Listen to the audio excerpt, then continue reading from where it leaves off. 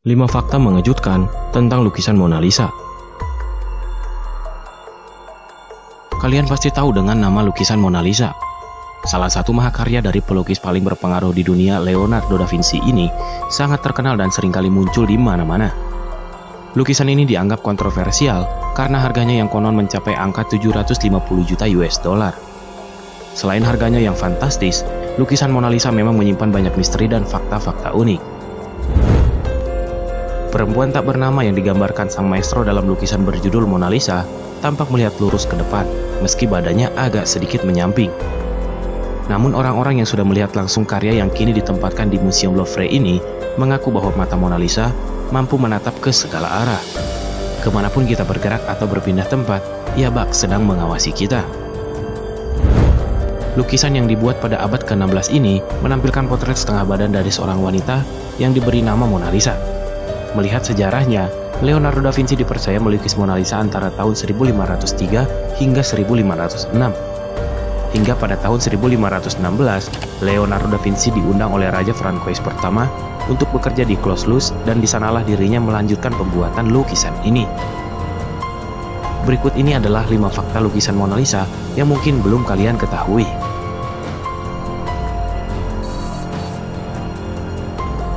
Karena lukisan Mona Lisa merupakan karya seni yang amat terkenal dan melegenda, maka lukisan ini pun menjadi incaran banyak pihak. Pada tahun 1911, lukisan Mona Lisa pernah dicuri oleh seorang karyawan Museum Louvre yang bernama Vincenzo Peruggia. Selama beberapa tahun berikutnya, keberadaan Mona Lisa masih menjadi bahan spekulasi banyak pihak. Hingga kemudian pada tahun 1913, Peruggia menjalin kontak dengan seorang pedagang barang seni yang bernama Alfredo Geri. Lewat perantara Geri, Peruggia meminta supaya pemerintah Italia mengirimkan uang kepadanya.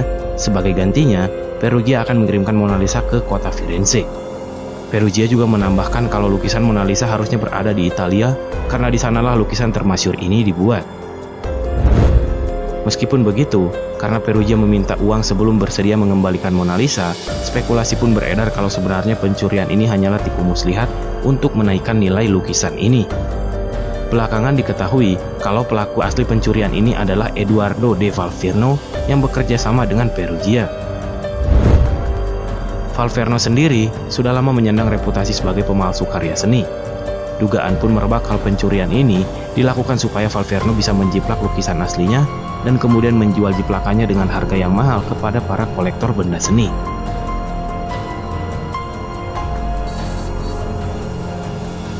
Dengan melihat lukisan ini, maka pasti ada saja yang penasaran mengenai siapa sosok identitas wanita yang ada dalam lukisan Mona Lisa. Lantas siapakah sebenarnya sosok wanita tersebut? Menurut banyak orang, sosok wanita yang ada dalam lukisan tersebut adalah Lisa Maria de Gherardini, seorang bangsawan wanita yang lahir di Firenze pada tahun 1479. Ia membiarkan dirinya dilukis oleh Da Vinci atas izin dari suaminya, Francesco di Bartolomeo di Zanobi del Giocondo. Gherardini hidup bersama dengan suaminya yang berprofesi sebagai pedagang tekstil dan sutra. Bersama dengan suaminya, Gherardini memiliki 5 orang anak yang masing-masing namanya Piero, Andrea, Camilla, Giocondo, dan Marietta. Menurut pendapat lain, wanita yang ada dalam lukisan aslinya adalah Caterina Sforza, seorang bangsawan wanita asal Forli. Pendapat-pendapat lain menyatakan identitas wanita yang ada dalam lukisan adalah Giuliano de Medici, pemimpin Firenze, atau Isabella de Este, bangsawan wanita asal Mantua. Ada pula yang menduga kalau sosok wanita dalam lukisan aslinya adalah ibunda dari Da Vinci atau bahkan sosok Da Vinci itu sendiri. Mereka yang melontarkan pendapat demikian mendasarkan asumsinya pada fakta bahwa struktur wajah wanita yang ada dalam lukisan ini memiliki kemiripan dengan struktur wajah Da Vinci.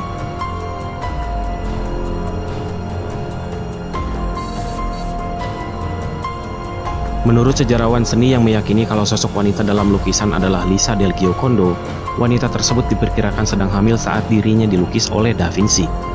Dasarnya adalah karena tangan wanita dalam lukisan nampak berada dalam posisi melingkar di atas perutnya.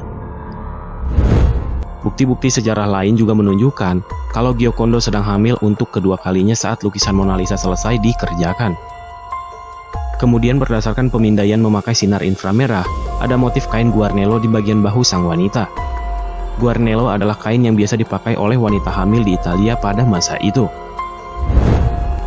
Jika wanita dalam lukisan memang sedang berada dalam kondisi hamil saat dilukis, maka mungkin hal tersebut bisa sedikit menjelaskan perihal kenapa wanita dalam lukisan nampak seolah-olah sedang tersenyum. Namun yang jadi pertanyaannya adalah, apa dia memang saat itu sedang tersenyum karena merasa senang menunggu kelahiran anaknya? Menurut analisa program komputer buatan tahun 2005 yang diciptakan oleh para ilmuwan asal Belanda, sosok wanita dalam lukisan menunjukkan ekspresi kegembiraan sebanyak 83%, rasa muak sebanyak 9%, rasa takut sebanyak 6%, rasa marah sebanyak 2%, serta kurang dari 1% perasaan netral. Jika dilihat dari depan, sosok wanita dalam lukisan Mona Lisa memang nampak sedang tersenyum tipis. Namun banyak yang berkata kalau Mona Lisa aslinya tidak benar-benar tersenyum, dan ekspresi yang ditunjukkannya nampak berubah-ubah, tergantung dari sudut pandang manakah orang tersebut melihatnya.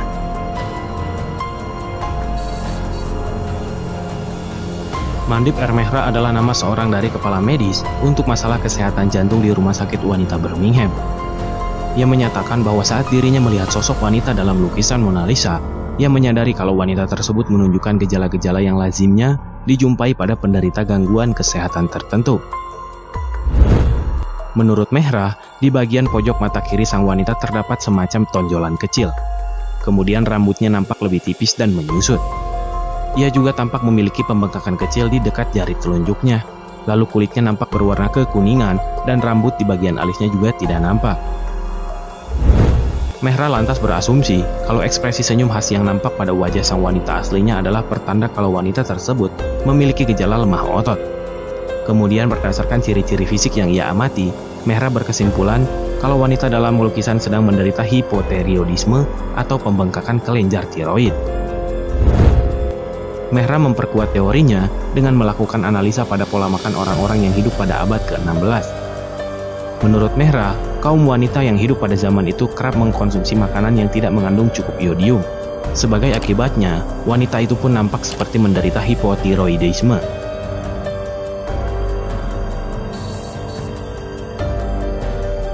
Mona Lisa bukan hanya menarik perhatian orang-orang karena kecantikan wanita dalam lukisannya. Mahakarya Da Vinci itu juga mengusik rasa penasaran banyak orang sepanjang zaman karena adanya dugaan kalau Da Vinci menyisipkan pesan-pesan rahasia dalam lukisan ini. Hal pertama yang menarik perhatian halayak pecinta seni adalah mengenai lokasi dalam lukisan ini.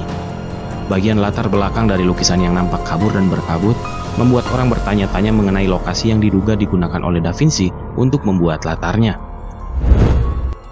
Menurut sejarawan Carla Glory, ada pemandangan jembatan di belakang bahu kiri sang wanita.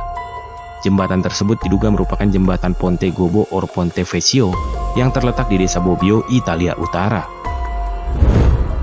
Yang lebih menarik, pada jembatan tersebut terdapat tulisan angka 72. Menurut dugaan Glory, angka 72 merujuk pada tahun 1472, tahun di mana terjadi banjir dahsyat di Sungai Trebbia yang menghancurkan jembatan di Bobbio. Selain di gambar jembatan, ada pula kode rahasia yang tersembunyi di bagian mata Mona Lisa. Dengan menggunakan teknologi mikroskop khusus, Komite Nasional Cagar Budaya Italia berhasil menemukan kalau terdapat tulisan LV pada mata kanan Mona Lisa. Kemudian pada mata kirinya, terdapat pola yang nampak menyerupai huruf B atau CF. Nama LV diduga merupakan inisial dari Leonardo da Vinci selaku pembuat lukisannya. Namun maksud dari tulisan di mata kiri Mona Lisa masih belum diketahui. Yang lebih membuat penasaran lagi, mengapa Da Vinci harus menyisipkan elemen-elemen sekecil itu dalam lukisannya? Mungkinkah ada makna terselubung yang lebih dalam dari itu di dalam tulisannya sampai-sampai harus disisipkan secara rahasia?